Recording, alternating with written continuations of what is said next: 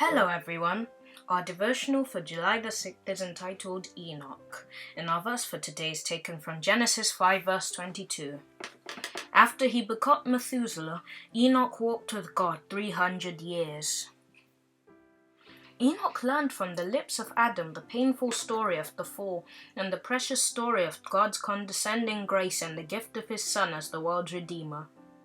He believed and relied upon the promise given. Enoch was a holy man. He served God with singleness of heart. He realized that the corruptions of the human family and separated himself from descendants of Cain and reproved them for their great wickedness. There were those upon the earth who acknowledged God, who feared and worshipped him. Yet righteous Enoch was so distressed with the increasing wickedness of the ungodly that he would not daily associate with them, fearing that he should be affected by their infidelity and that he might not ever regard God with that holy reverence which was due to his exalted character. His soul was vexed as he daily beheld them trampling upon God's authority.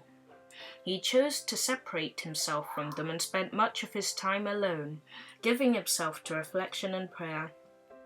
He waited before God and prayed to know his will more perfectly so that he would perform it.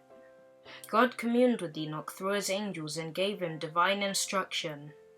He made known to him that he would not always bear with human beings in their rebellion, that it was his purpose to destroy the sinful race by bringing a flood of waters upon the earth.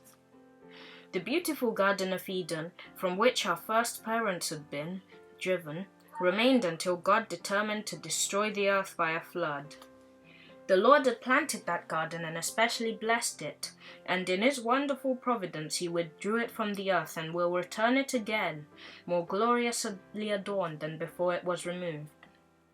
God purposed to preserve a specimen of his perfect work of creation, free from the curse which sin had brought upon the earth. Enoch continued to grow more heavenly while communing with God. His face was radiant with a holy light. The Lord loved Enoch because he steadfastly followed him. He yearned to unite himself still more closely to God, whom he feared, reverenced, and adored.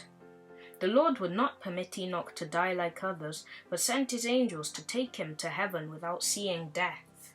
In the presence of the righteous and the wicked, Enoch was removed from them. Signs of the Times, February the 20th, 1879. I hope that this was enough to carry you through your day. Join us tomorrow. Goodbye.